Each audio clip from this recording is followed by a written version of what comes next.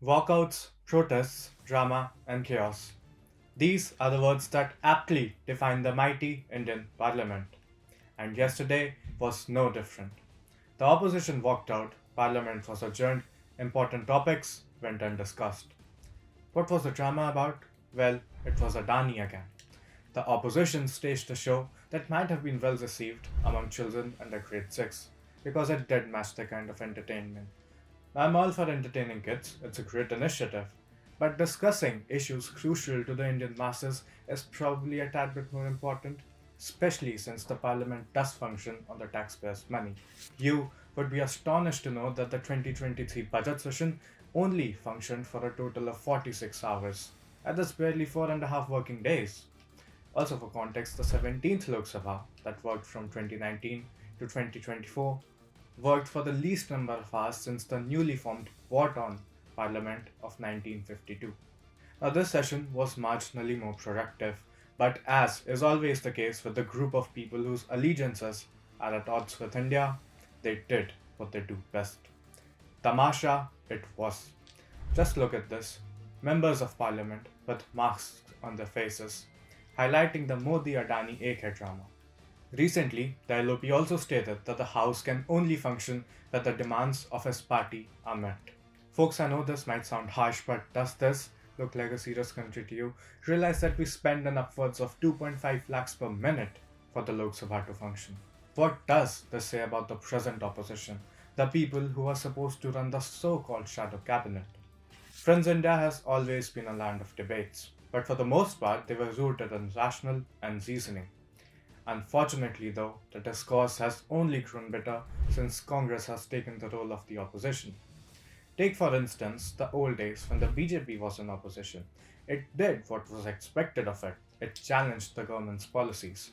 However, under the leadership of Vajpayee and Advani, the party did display remarkable political maturity, especially when they recognized that the long term benefits of decisions aimed at securing India's future were crucial. One of the most significant moments came during the 1991 economic liberalization, which was spearheaded by the then Prime Minister Narasimha Rao and Finance Minister Dr. Manmohan Singh. The BJP, led by Vajpayee, initially opposed these reforms, fearing they would erode India's sovereignty and harm its rural population. But over time, Vajpayee and Advani acknowledged that these reforms were crucial for India's survival and growth in a globalized world. Reflecting on these reforms, Vajpayee later remarked candidly in the parliament, and I quote, "We were against the way the reforms were introduced, but there's no denying that reforms were needed for India to survive and grow in the globalized world." Unquote. This acknowledgement marked the political maturity of the BJP. The outcomes of these reforms laid the foundation for India's emergence as a global economic power. The economy grew exponentially, foreign investments poured in, and India became a prime destination for MNCs. Another instance of mature political maneuvering was during Atal Bihari Vajpayee's tenure as Prime Minister in 2003. He was faced with US pressure to send Indian troops into Iraq. Vajpayee then invited CPI leader A.B. Bardhan and other left leaders for tea. Now, during this informal meeting, Vajpayee persuaded the left to strongly protest in the parliament against the deployment.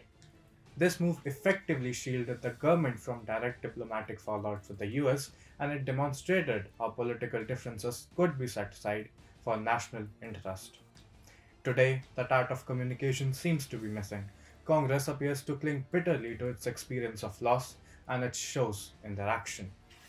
Guys, the contrast becomes even more glaring when we compare our parliamentary efficiencies with countries like the UK or Australia, where the productivity percentage exceeds 80. For contrast, ours is around 46. So, as a logical progression of thought, why should this not be considered an act of oppression against the people of India?